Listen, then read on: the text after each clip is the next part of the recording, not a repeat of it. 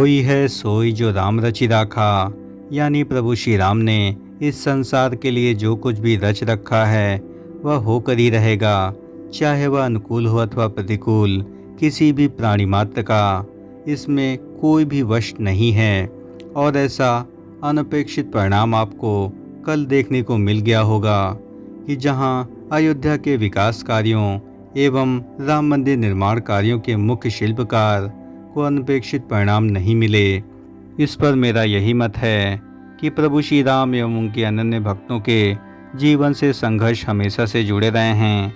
और जब प्रभु श्री राम को राजगद्दी प्राप्त होनी थी तो पिता के आदेश पर उन्होंने 14 वर्ष वनवास में व्यतीत किए। और उन्हीं संघर्षों के फलस्वरूप आज हम प्रभु श्री राम को मर्यादा पुरुषोत्तम प्रभु श्री राम के रूप में जानते हैं। कहने का तात्पर्य यही है कि बिना आग में तपे सोना कभी भी खरा नहीं बन सकता है। इसी प्रकार प्रभु श्री राम अपने भक्तों की हमेशा से कड़ी अग्नि परीक्षा लेते हैं और जो भक्त इसमें उत्तीर्ण होते हैं उनको उनकी कृपा दृष्टि अवश्य प्राप्त होती है, ऐसा मेरा पूर्ण विश्वास है। सामने आप देख सकते हैं कि राम मंदिर जाने का सबसे छोटा और सबसे सुंदरतम मार्ग श्री राम जन्मभूमि पथ है। और यहाँ पर जो प्रवेश द्वारों की आभा है वह दिन में काफ़ी अधिक सुंदर एवं मनमोहक लगती है।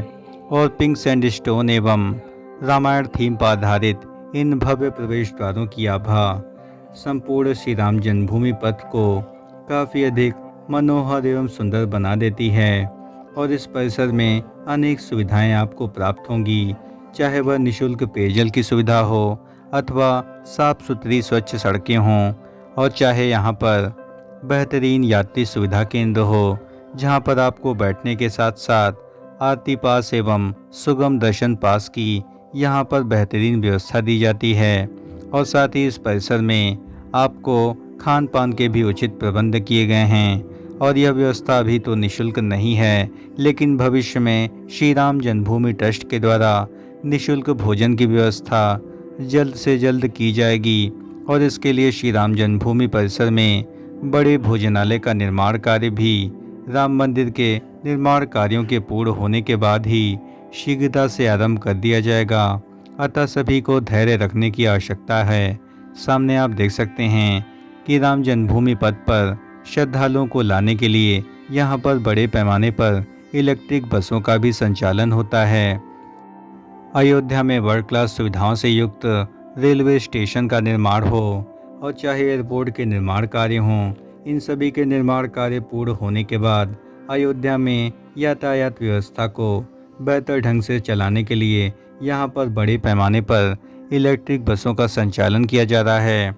और भविष्य में सड़कों के अधिक और चौड़े होने पर यहाँ पर बसों के संचालन में और भी अधिक वृद्धि की जाएगी। सामने आप देख सकते हैं कि यहाँ पर द्वारों की शोभा इस मार्ग को और भी अधिक सुंदर बना रही है। और सामने दिख रहा जो कैनोपी शेड है वह श्रद्धालुओं को काफ़ी अधिक राहत प्रदान कर रहा है।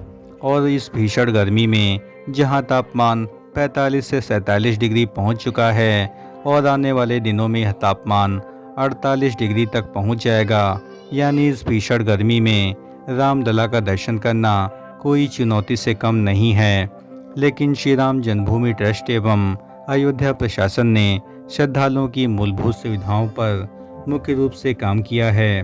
और यहाँ पर पेयजल को और भी अधिक व्यवस्थित बनाने के लिए यहाँ पर जो भी फिल्टर प्लांट हैं और जो भी यहाँ पर आरओ फिल्टर प्लांट लगाए गए हैं उन सभी को ठीक कराने के लिए तेज़ी से कार्य किए जा रहे हैं, ताकि खराब नलों को ठीक करा करके श्रद्धालुओं को शुद्ध एवं ठंडे पेयजल की बेहतर व्यवस्था प्रदान की जा सके।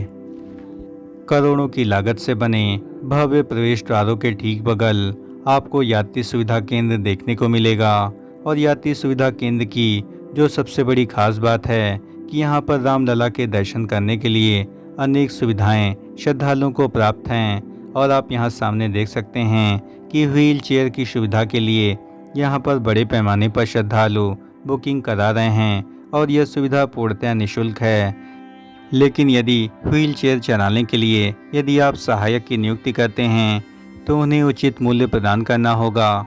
और यदि आप व्हील चेयर चलाने में सक्षम हैं और अपने परिजन को जन्मभूमि परिसर में ले जाने के लिए सक्षम हैं तो इसका कोई भी शुल्क नहीं लिया जाएगा और दिव्यांग जनों को वीआईपी दर्शन की सुविधा उपलब्ध है।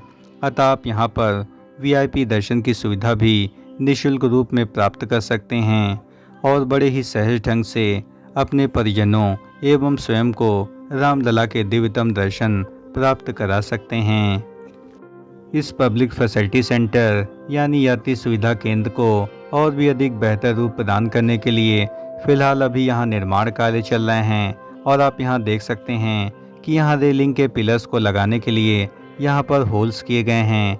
साथ ही इस परिसर में कई स्थानों पर ठंडे पेयजल की व्यवस्था है और श्रद्धालुओं को बैठने के लिए यहाँ पर बड़ी संख्या में चेयर्स एवं यहाँ पर कूलर लगे हुए हैं, जिससे श्रद्धालुओं को इस भीषण गर्मी में काफ़ी अधिक राहत मिलती है। और साथ ही इस परिक्षेत्र में एक निःशुल्क चिकित्सालय की भी व्यवस्था की गई है ताकि इमरजेंसी सुविधा के अंतर्गत श्रद्धालुओं को राहत प्रदान की जा सके, क्योंकि भीषण गर्मी में श्रद्धालुओं के गिरने की और श्रद्धालुओं के पीड़ित होने की बड़ी संख्या में सूचनाएं प्राप्त होती रहती हैं। अतः इमरजेंसी सुविधाओं के लिए यहाँ पर अस्पताल को बनाया गया है और यह एक पूर्णतया अस्थायी तौर पर है। और जब राम मंदिर के निर्माण कार्यों को पूर्ण कर लिया जाएगा तो यहाँ पर एक छोटे से अस्पताल का भी निर्माण कार्य स्थायी तौर पर किया जाएगा ताकि श्रद्धालुओं को चिकित्सीय सुविधाएं निःशुल्क रूप में प्रदान की जा सकें। दोस्तों, प्रभु श्री राम के मंदिर की ओर जाने के मुख्यतम मार्ग श्री राम जन्मभूमि पथ के नए बदलते स्वरूप एवं निर्माण कार्यों के विषय में हमारे द्वारा दी गई जानकारी यदि आपको जरा भी पसंद आई हो तो इस चैनल का हृदय से समर्थन करें।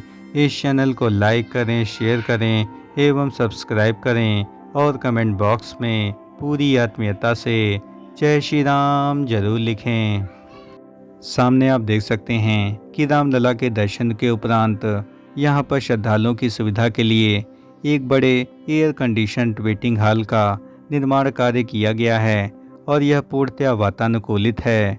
और यहाँ पर आप देख सकते हैं कि यहाँ पर श्रद्धालुओं के लिए चार्जिंग पॉइंट की भी व्यवस्था की गई है जो कि पूर्णतया निःशुल्क है।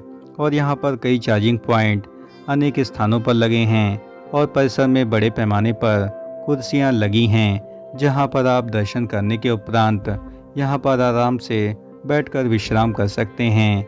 और यहाँ पर वृद्ध एवं विकलांगजनों के लिए भी अलग से कमरा आरक्षित है एवं प्रसूताओं के लिए यहाँ पर अलग से कक्ष मौजूद है जहाँ पर आप अपने बच्चे को दूध या अन्य सामग्री खिला सकती हैं। यानी हर प्रकार की दिव्यतम सुविधाएं श्री राम जन्मभूमि पथ परिसर में यहाँ पर प्रदान की गई हैं। इस वेटिंग हॉल को बड़े ही नियोजित ढंग से बेहतरीन सुविधाओं से युक्त बनाया गया है और भविष्य में यहाँ पर कई निर्माण कार्य साथ ही यहाँ पर कई सुविधाएं श्रद्धालुओं को प्रदान की जाएंगी।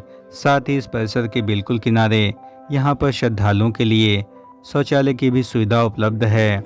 यानी दर्शन करने के उपरांत आप यहाँ पर शौचालय के साथ साथ निःशुल्क पेयजल की व्यवस्था भी इसी परिसर में ले पाएंगे। और मैंने पहले भी बताया कि चाहे वह जन्मभूमि पथ परिसर हो अथवा धर्मपथ परिसर, हर जगह आपको निःशुल्क ठंडे पेयजल की व्यवस्था मिलेगी। और इस गर्मी में श्रद्धालुओं को यह बेहद राहत प्रदान करने वाले हैं। और साथ ही इस वेटिंग हॉल पर आप जितने समय बैठ सकते हैं। और साथ ही यहाँ पर टीवी की सुविधा भी दी गई है जहाँ पर आप रामायण धारावाहिक को देख सकते हैं जो कि आपको पुराने समय में यानी 90 के दशक की याद दिलाता है। सामने आप देख सकते हैं कि यह श्री राम जन्मभूमि पथ परिसर के निकास द्वार का यह सबसे नवीनतम परिदृश्य है और अभी इसे वर्तमान में 70% तक पूर्ण किया जा चुका है। और वर्तमान में भीषण गर्मी होने के कारण यहाँ पर निर्माण कार्यों में कुछ गति मंद की गई थी, लेकिन अब इसके निर्माण कार्यों को जल्द से जल्द पूर्ण करने का लक्ष्य रखा गया है। और इसे बनाने के लिए पूर्णतया पिंक सैंडस्टोन का बेहतर तरीके से इस्तेमाल किया गया है। और यहाँ पर जो मोड़ किए हुए पत्थर हैं वह परिसर में बड़े पैमाने पर लाए जा चुके हैं और जल्द ही 2 से 3 महीनों में इन सभी निकास द्वारों के साथ अंदर के सभी निर्माण कार्य जल्द से जल्द पूर्ण कर लिए जाएंगे। दोस्तों, प्रभु श्री राम के मंदिर की ओर जाने के मुख्यतम मार्ग श्री राम जन्मभूमि पथ के नए बदलाव एवं नए निर्माण कार्यों के विषय में हमारे द्वारा दी गई जानकारी यदि आपको जरा भी पसंद आई हो तो इस चैनल का हृदय से समर्थन करें। इस चैनल को लाइक करें, शेयर करें एवं सब्सक्राइब करें और कमेंट बॉक्स में पूरी आत्मीयता से जय श्री राम जरूर लिखें। धन्यवाद। राम राम राम राम।